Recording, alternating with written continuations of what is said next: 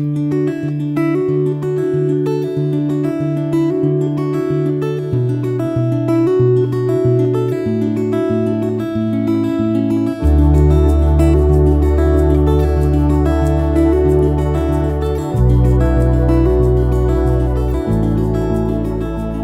reading begins in the book of 2 Chronicles, chapter 21, starting in verse 1. Jehoshaphat slept with his fathers, and was buried with his fathers in David's city, and Jehoram his son reigned in his place. He had brothers, the sons of Jehoshaphat, Azariah, Jehiel, Zechariah, Azariah, Michael, and Shephatiah. All these were the sons of Jehoshaphat, king of Israel. Their father gave them great gifts of silver, of gold, and of precious things, with fortified cities in Judah. But he gave the kingdom to Jehoram, because he was the firstborn. Now when Jehoram had risen up over the kingdom of his father, and had strengthened himself, he killed all his brothers with the sword, and also some of the princes of Israel.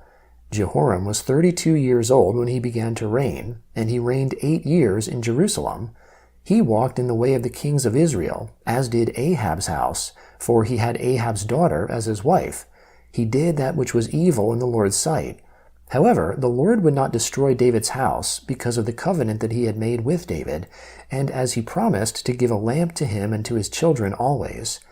In his days, Edom revolted from under the hand of Judah, and made a king over themselves. Then Jehoram went there with his captains and all his chariots with him. He rose up by night and struck the Edomites who surrounded him, along with the captains of the chariots. So Edom has been in revolt from under the hand of Judah to this day. Then Libnah revolted at the same time from under his hand, because he had forsaken the Lord, the God of his fathers. Moreover, he made high places in the mountains of Judah, and made the inhabitants of Jerusalem play the prostitute, and led Judah astray. A letter came to him from Elijah the prophet, saying, "The Lord, the God of David your father, says, because you have not walked in the ways of Jehoshaphat your father, nor in the ways of Asa king of Judah, but have walked in the way of the kings of Israel, and have made Judah and the inhabitants of Jerusalem to play the prostitute like Ahab's house did, and also have slain your brothers of your father's house, who were better than yourself, behold, the Lord will strike your people with a great plague, including your children, your wives, and all your possessions, and you will have great sickness with the disease of your bowels, until your bowels fall out by reason of the sickness, day by day."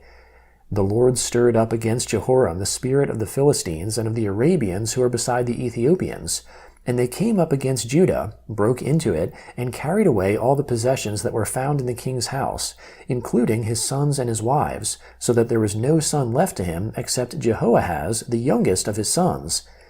After all this, the Lord struck him in his bowels with an incurable disease. In process of time, at the end of 2 years, his bowels fell out by reason of his disease, and he died of severe diseases. His people made no burning for him, like the burning of his fathers. He was 32 years old when he began to reign, and he reigned in Jerusalem 8 years. He departed with no one's regret. They buried him in David's city, but not in the tombs of the kings. The inhabitants of Jerusalem made Ahaziah his youngest son king in his place, because the band of men who came with the Arabians to the camp had slain all the oldest. So Ahaziah the son of Jehoram king of Judah reigned. Ahaziah was 42 years old when he began to reign, and he reigned 1 year in Jerusalem. His mother's name was Athaliah, the daughter of Omri. He also walked in the ways of Ahab's house, because his mother was his counselor in acting wickedly. He did that which was evil in the Lord's sight, as did Ahab's house, for they were his counselors after the death of his father, to his destruction. He also followed their counsel, and went with Jehoram the son of Ahab, king of Israel, to war against Hazael, king of Syria, at Ramoth-Gilead, and the Syrians wounded Joram. He returned to be healed in Jezreel of the wounds which they had given him at Ramah, when he fought against Hazael, king of Syria. Azariah the son of Jehoram, king of Judah, went down to see Jehoram the son of Ahab in Jezreel, because he was sick. Now the destruction of Ahaziah was of God, in that he went to Joram, for when he had come, he went out with Jehoram against Jehu the son of Nimshi, whom the Lord had anointed to cut off Ahab's house. When Jehu was executing judgment on Ahab's house, he found the princes of Judah and the sons of the brothers of Ahaziah serving Ahaziah, and killed them. He sought Ahaziah, and they caught him. Now he was hiding in Samaria. And they brought him to Jehu and killed him. And they buried him, for they said, He is the son of Jehoshaphat, who sought the Lord with all his heart. The house of Ahaziah had no power to hold the kingdom. Now when Athaliah, the mother of Ahaziah, saw that her son was dead, she arose and destroyed all the royal offspring of the house of Judah. But Jehoshabeath, the king's daughter, took Joash, the son of Ahaziah, and stealthily rescued him from amongst the king's sons who were slain, and put him and his nurse in the bedroom. So Jehoshabeath, the daughter of King Jehoram, the wife of Jehoiada the priest, for she was the sister of Ahaziah, hid him from Athaliah, so that she didn't kill him. He was with them, hidden in God's house, 6 years, while Athaliah reigned over the land. In the 7th year, Jehoiada strengthened himself, and took the captains of hundreds, Azariah the son of Jeroham, Ishmael the son of Jehohanan, Azariah the son of Obed, Maaseiah the son of Adiah, and Elishaphat the son of Zichri, into a covenant with him. They went around in Judah and gathered the Levites out of all the cities of Judah, and the heads of fathers' households of Israel, and they came to Jerusalem. All the assembly made a covenant with the king in God's house. Jehoiada said to them, Behold, the king's son must reign, as the Lord has spoken concerning the sons of David. This is the thing that you must do. A third part of you, who come in on the Sabbath, of the priests and of the Levites, shall be gatekeepers of the thresholds. A third part shall be at the king's house, and a third part at the gate of the foundation. All the people will be in the courts of the Lord's house. But let no one come into the Lord's house except the priests and those who minister of the Levites. They shall come in, for they are holy, but all the people shall follow the Lord's instructions. The Levites shall surround the king, every man with his weapons in his hand. Whoever comes into the house, let him be slain. Be with the king when he comes in and when he goes out. So the Levites and all Judah did according to all that Jehoiada the priest commanded. They each took his men, those who were to come in on the Sabbath, with those who were to go out on the Sabbath, for Jehoiada the priest didn't dismiss the shift. Jehoiada the priest delivered to the captains of hundreds the spears, bucklers, and shields that had been King David's, which were in God's house. He set all the people, every man with his weapon in his hand, from the right side of the house to the left side of the house, near the altar and the house, around the king. Then they brought out the king's son, put the crown on him, gave him the covenant, and made him king. Jehoiada and his sons anointed him, and they said, Long live the king! When Athaliah heard the noise of the people running and praising the king, she came to the people into the Lord's house. Then she looked, and behold, the king stood by his pillar at the entrance, with the captains and the trumpeters by the king. All the people of the land rejoiced and blew trumpets. The singers also played musical instruments and led the singing of praise. Then Athaliah tore her clothes and said, Treason! Treason! Jehoiada the priest brought out the captains of hundreds who were set over the army, and said to them, Bring her out between the ranks, and whoever follows her, let him be slain with the sword. For the priest said, Don't kill her in the Lord's house. So they made way for her. She went to the entrance of the horse gate to the king's house, and they killed her there.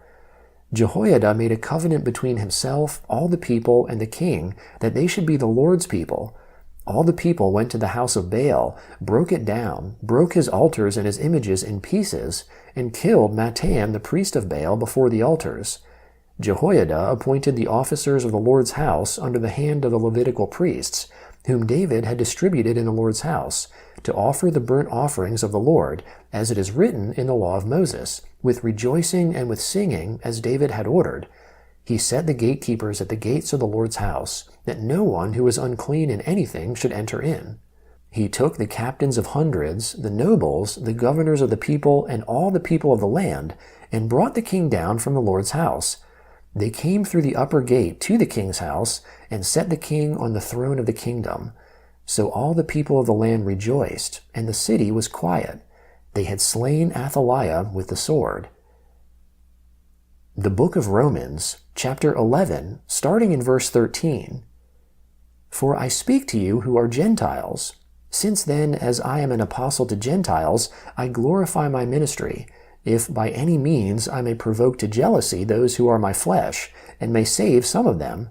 For if the rejection of them is the reconciling of the world, what would their acceptance be but life from the dead? If the first fruit is holy, so is the lump. If the root is holy, so are the branches.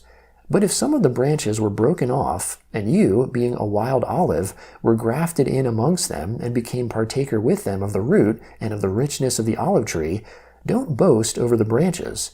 But if you boast, remember that it is not you who support the root, but the root supports you. You will say then, branches were broken off, that I might be grafted in. True, by their unbelief they were broken off, and you stand by your faith. Don't be conceited, but fear, for if God didn't spare the natural branches, neither will he spare you. See then the goodness and severity of God.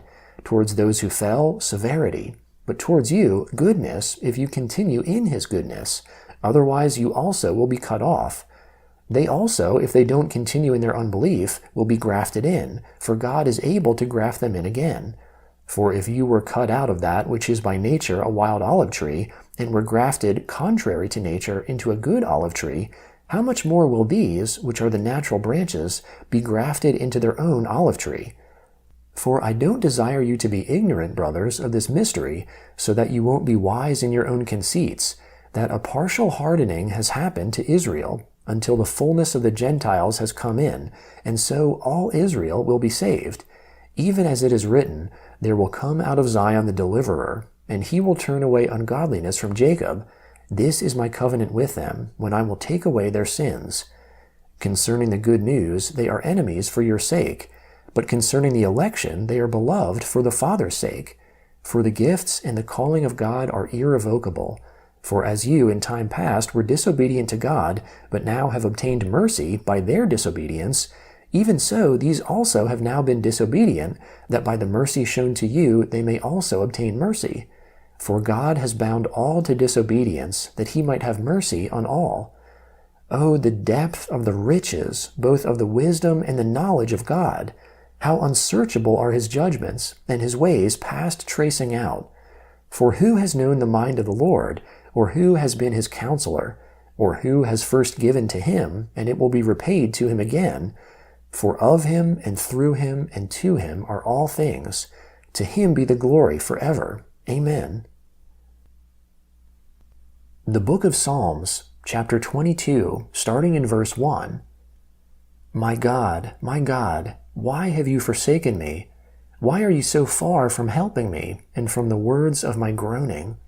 My God, I cry in the daytime, but you don't answer, in the night season, and am not silent. But you are holy, you who inhabit the praises of Israel. Our fathers trusted in you. They trusted, and you delivered them. They cried to you and were delivered. They trusted in you and were not disappointed. But I am a worm and no man, a reproach of men, and despised by the people. All those who see me mock me. They insult me with their lips. They shake their heads, saying, He trusts in the Lord. Let him deliver him. Let him rescue him, since he delights in him. But you brought me out of the womb. You made me trust you while at my mother's breasts. I was thrown on you from my mother's womb. You are my God since my mother bore me. Don't be far from me, for trouble is near, for there is no one to help. Many bulls have surrounded me. Strong bulls of Bashan have encircled me. They open their mouths wide against me, lions tearing prey and roaring. I am poured out like water. All my bones are out of joint. My heart is like wax. It is melted within me. My strength is dried up like a potsherd. My tongue sticks to the roof of my mouth. You have brought me into the dust of death. For dogs have surrounded me. A company of evildoers have enclosed me. They have pierced my hands and feet. I can count all my bones. They look and stare at me. They divide my garments amongst them. They cast lots for my clothing. The Book of Proverbs, chapter 20, verse 7. A righteous man walks in integrity. Blessed are his children after him.